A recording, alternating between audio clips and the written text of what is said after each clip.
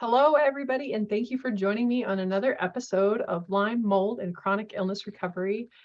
You're not crazy, and there is hope. Because how many of us have been told, right, when we're looking for answers all these years that it's, your labs look normal. It's, all in your head, or you're just crazy. That was my story. That was what I cried after finally getting diagnosed with Lyme after 27 years of having it, was that I'm not crazy. I always said that was going to be the title of my book if I wrote one. I told you I'm not crazy. The realities of Lyme disease. But anywho, I don't like to write. So my special guest today, though, is Dr. Joshua Helman. Helman, you got it. because that's the other name where he works at. That's a little bit of a tongue tie twister. Sponangel Wellness, and he's located in Florida. And right now, he's in the middle of a hurricane coming in and causing a little havoc. So hopefully, his internet and power and everything stays on. Fingers crossed. Thank you so much for joining us. So you've been in practice since like 93, and you've been in the Lyme area for the past 6 years. So yeah, tell us a little bit about yourself, like why you got into the Lyme mold world, some of the favorite things you like to do in your practice now. Like I know my listeners are going to be very interested to hear this topic, because just reading your biography, like it sounds like you're doing amazing work in this space. So I'd love to learn more. Yeah, thanks, Heather. And it's great. I just got back from the ILADS meeting in Orlando. So jealous. It was great. It was my first one, but it was great seeing what everyone else is doing too. So my background, basically 2 degrees from Harvard, 2 degrees in biochemistry. I started studying biochemistry when I was a teenager. So to me, it's like a language. Nice. And it's exciting to me that I can actually use this language 30 years on. And most of it hasn't changed, which is actually reassuring. But so how did I get into this? So basically about a dozen years ago, I realized working in emergency rooms, I'm licensed in 14 states around the country. I've worked in lots of different emergency rooms. And what I noticed in emergency rooms, yes, sure, we saw acute things like heart attacks, car crashes, things like that. But what we also saw a lot of are chronic conditions that, patients would come to me for a second, third, or fourth opinion. And sure, some people are making stuff up, they're under police custody, but most of the people, I can tell now, were not making things up. They had chronic conditions. And even if they were on 10 different medications, it wasn't like I was going to study really hard and find that one extra magic medication that is going to make the 10 other medications work.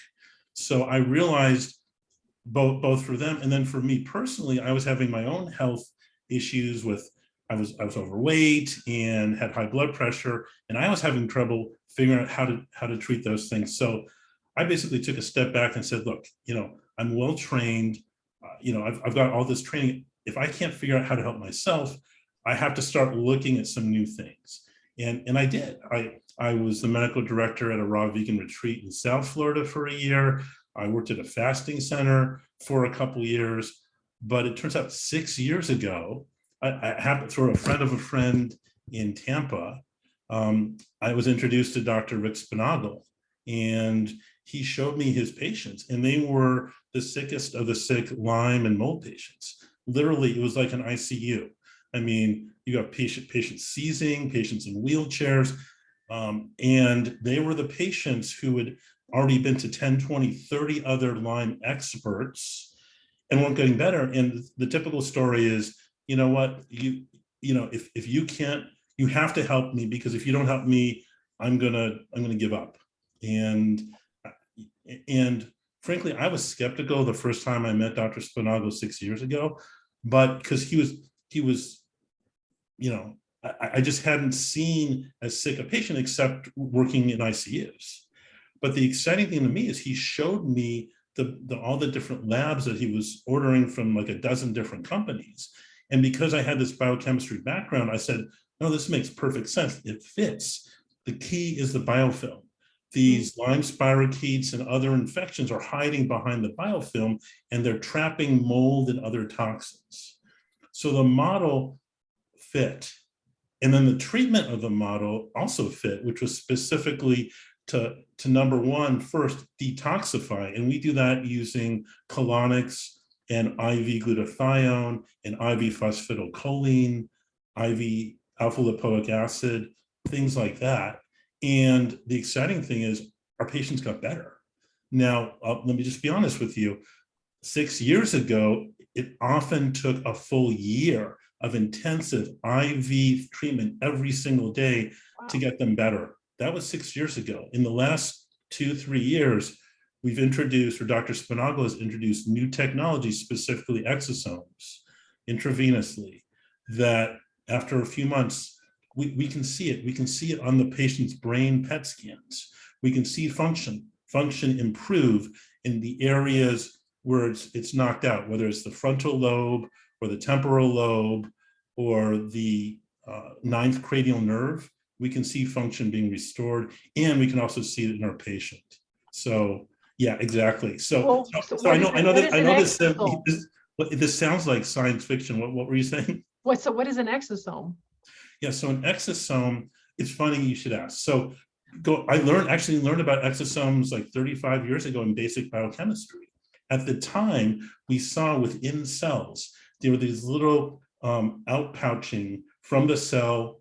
And at the time, we thought this is just the cell getting rid of waste material.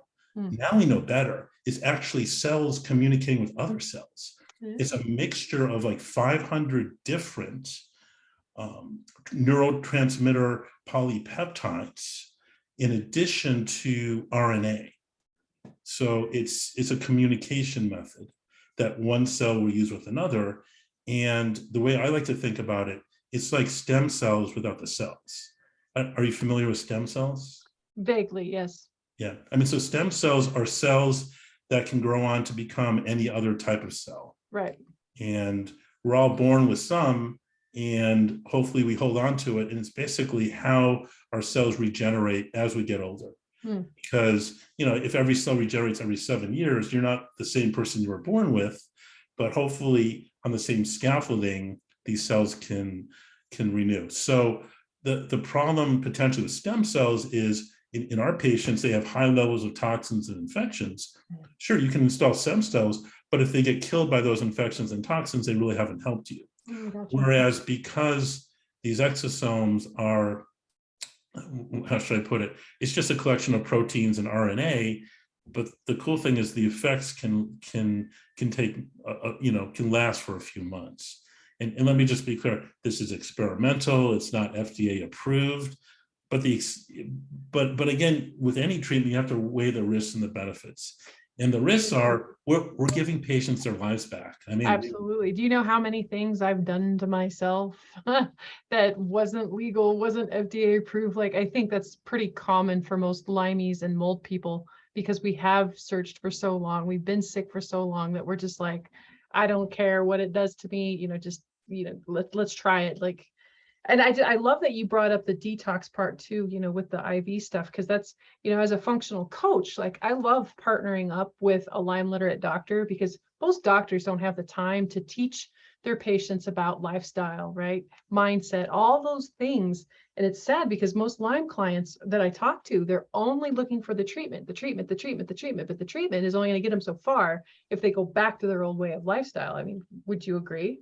I would agree, and I would add a little subtlety here. What we find is the biofilm has different layers, almost like rings of a tree. So when you bust the biofilm, you're going back in time. So, and it's normally the case, or often the case, that historically you were exposed to different infections and different toxins historically different times. So what we find is as we're busting these different rings or layers of the biofilm, that patients will have different symptoms. We may run tests when they initially present and their toxin or infection levels will be basically not detectable in the blood or urine.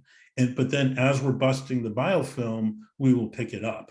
And similarly, their symptoms might correlate with it. So they might, if we're busting out Bartonella at a certain time from the biofilm, they may start noticing a Bartonella rash or notice Bartonella in other parts of their body. That's just fascinating. So was reading on your bio, what is one of your, favorite holistic approaches to dealing with, because you touched just a little bit on Lyme, but what kind of how are you working with folks with mold?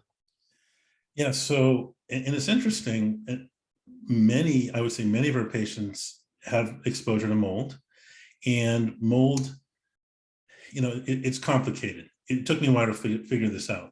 It turns out when you're trying to treat for mold, you have to treat two different animals that are two different treatments.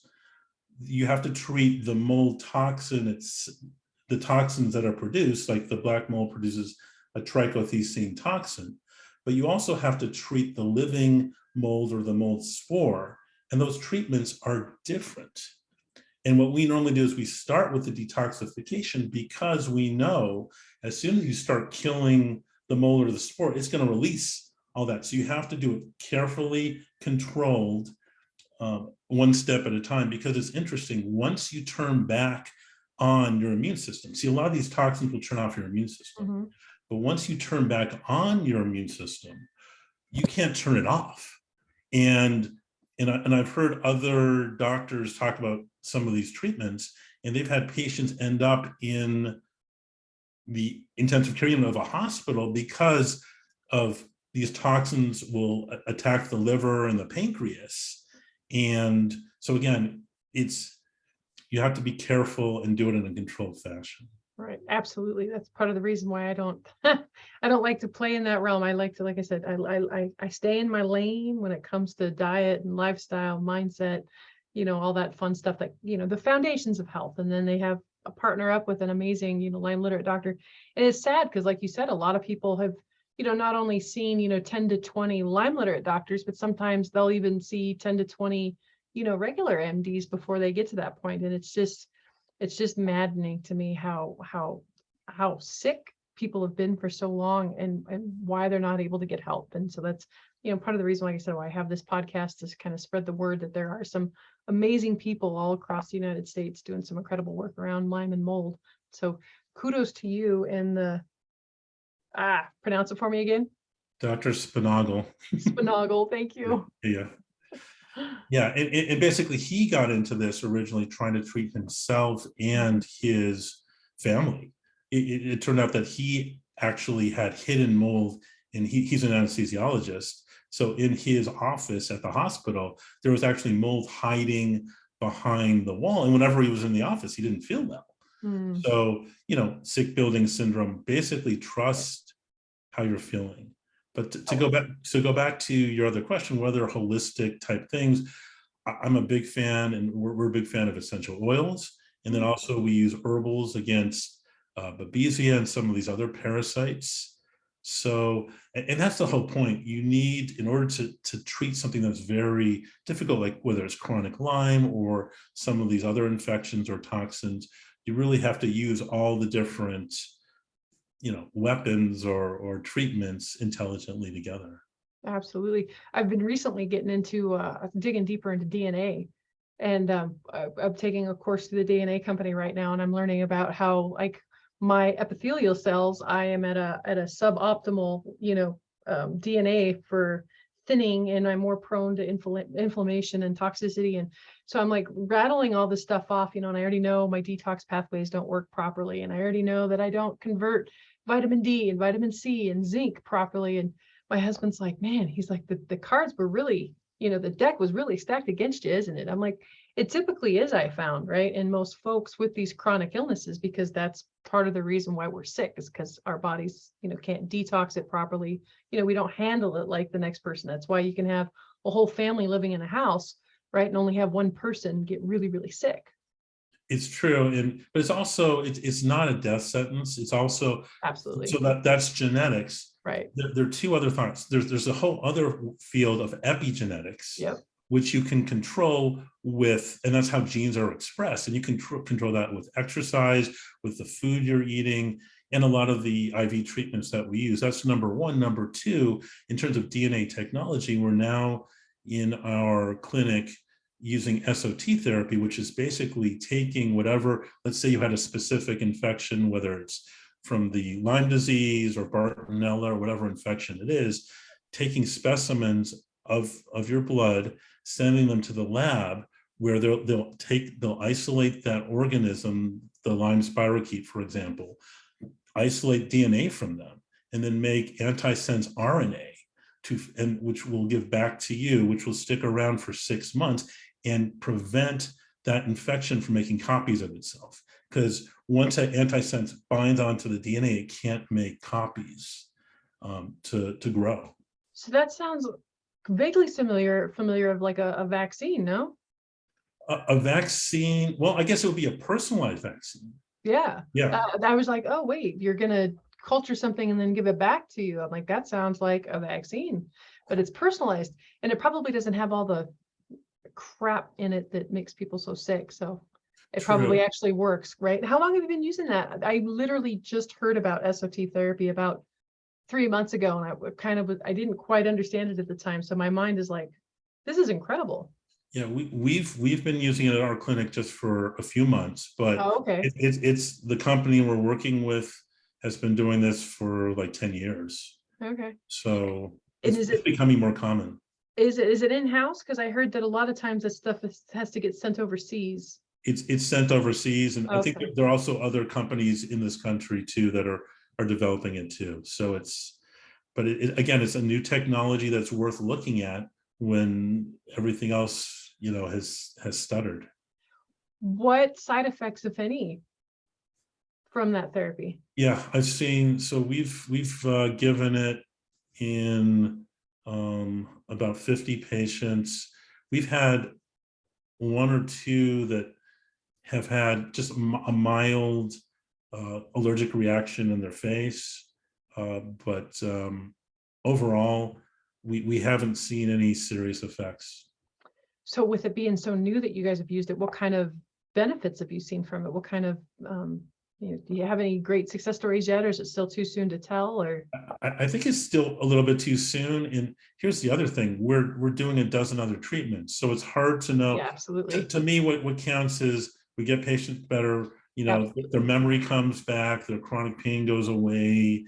They can swallow again. Things like they were autistic kids; they can now talk. I mean, so that's the thing. I think SOT therapy is being touted at some places like, just do this and everything will be okay. And I want to caution. I mean, hey, if one thing works for you, if you just have one thing, that might work for you. In our experience, the sickest patients we're getting, they've got a dozen different things going on. Just one different thing isn't going to help. Absolutely. Amen. Like I said, that's why I get so frustrated when people are just so focused on, oh, what treatment did you do? What treatment did you do? What treatment did you do? It's like, no, you're missing the point. Guys, I was bummed I didn't get to go to iLads this year. I wanted to.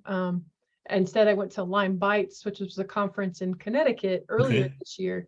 And, it made my heart happy to hear all these other doctors and practitioners kind of talking about the same thing, how they're looking at things more holistically. And that's why their people are getting better, right? Because the person who treated me 9 years ago, it was just focused on, gave me anti-malarial drugs, antibiotics, and something else, and, sent me home to die is what it felt like, right? Right. Nobody asked me what my stress level was like. Nobody asked me what my diet was like. Nobody asked me, if I was pooping on a daily basis. Like, come on, folks. So it's, like I said, the minute you said detox and then you used the word holistic in the bio that came back from you, I was like, ooh, I want to have fun with Dr. Helman. Oh, thanks. He speaks my language. But then you're also a part of Mindshare, yeah?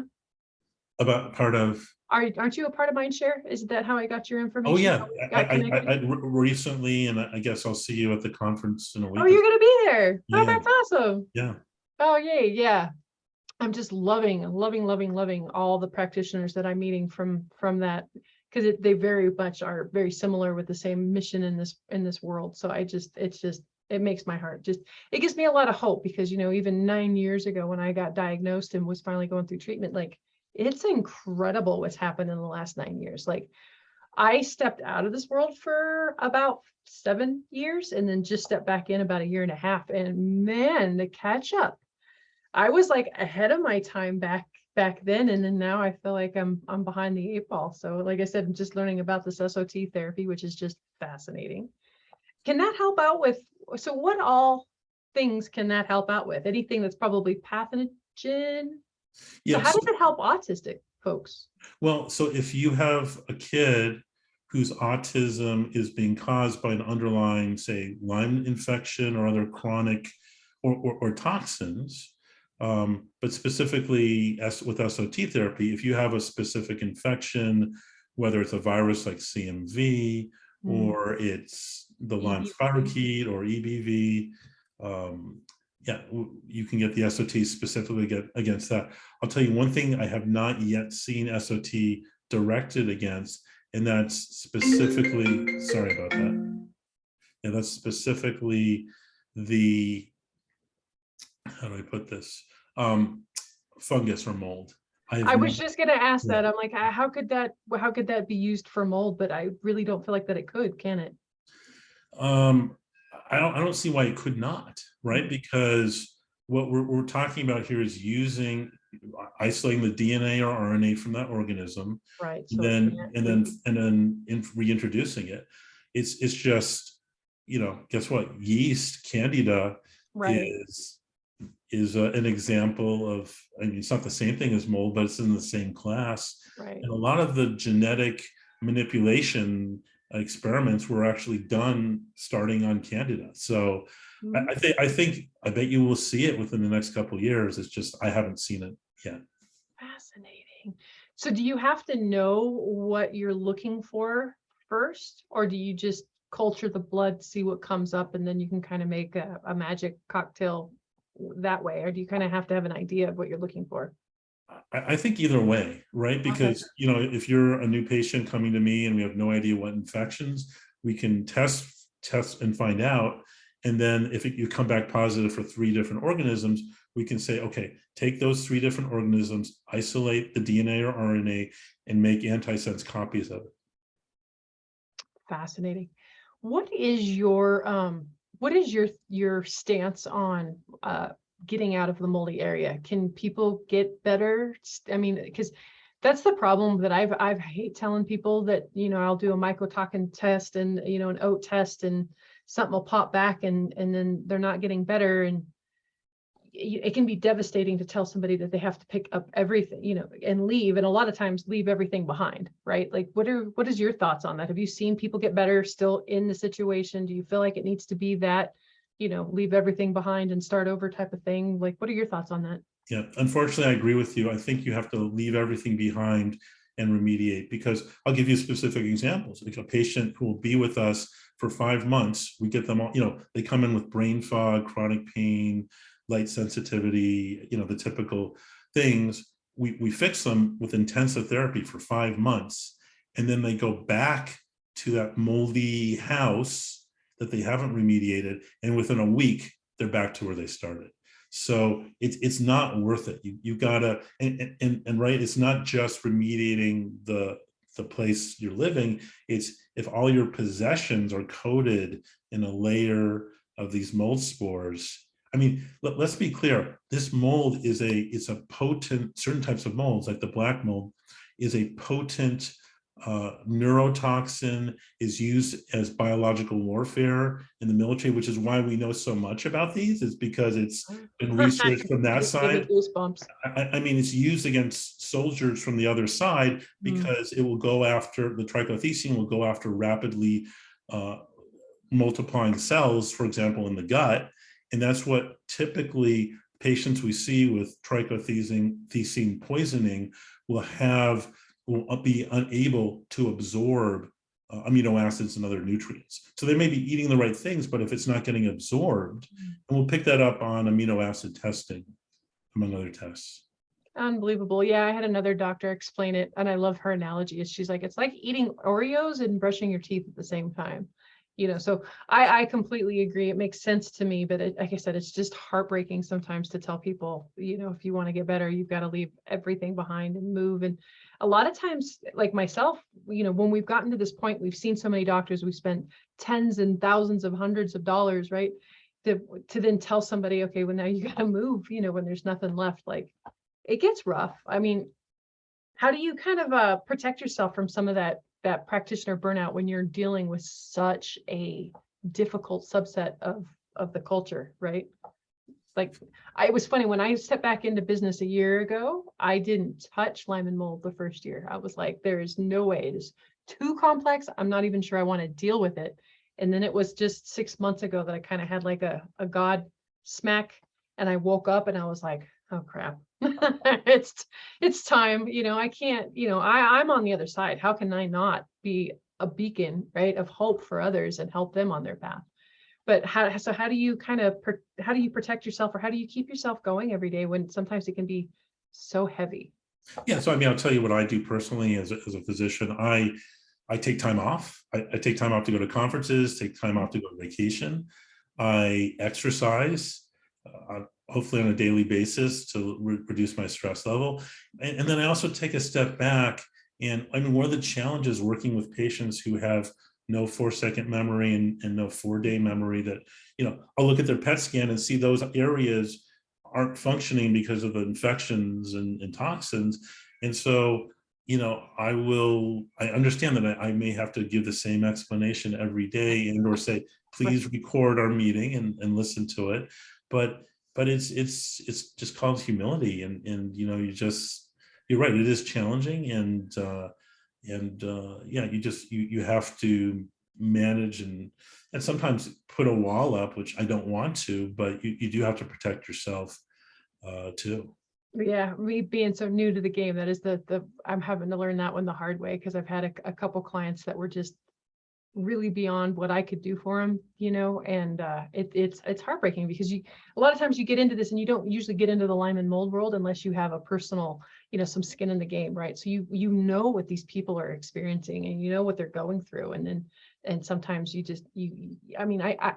I can't make them do the diet. I can't make them, take their supplements or move every day like they're supposed to, right? And if they're not going to, a lot of times they're not going to get better, and it can be sad sometimes. Right. But what trick, and I'm sure you've learned this already, is hopefully they have a caregiver or a family or a friend you can have in the room too. Absolutely. Who will be, their coach when you're not there to help them. Absolutely. Absolutely. So are you working on anything right now? Do you have like a book out, or what? This is the shameless plug time of the episode. So I would love for you to give us a shameless plug. What do you got working on? Yeah, so let me plug 3 different things. Absolutely. I've got a website, which is simple, just 6 letters, Dr. Josh, drjosh.com. And then we have Sponangel Wellness, where I'm working here in Tampa, Florida, SPONAGLEWELLNES.com. And then the other thing I'm working on right now, and we could literally do a whole other interview just on that, is the whole concept of forever chemicals, which from Teflon, it's in all of us. It's in the rainwater. It's in polar bears. It's everywhere. It's toxic. The exciting thing is, I think there are things that you can do not only to prevent you from adding new stuff to your body of these forever chemicals, but once it's in you, to try to detoxify it. But again, that's a whole other. I'm going to have you back on, because actually on my website, I have a free video about toxins. Did you ever watch The Devil That We Know? I've heard of it. I haven't watched it. Oh my gosh. It's an incredible documentary on DuPont and Teflon. And I have never been so pissed off, and then crying, and then pissed off, and then crying. Like, it really worked me up. And so here's my shameless plug. Actually, if you go to my website, discoveringhealthfdn.com, I have a new cooking series that I put out, Real Cooking for Real Life. And there's a little mini series that you can sign up for. But throughout it, I'm constantly talking about how to switch out, right, different cookware for other cookware. Good. Why you want to eat grass-fed, pasture-raised animals, wild-caught fish as opposed to farm-raised, right? So that's a huge piece. I mean, especially those of us with the chronic illness, and like I said, the detox pathways that are not up, to par like mine are.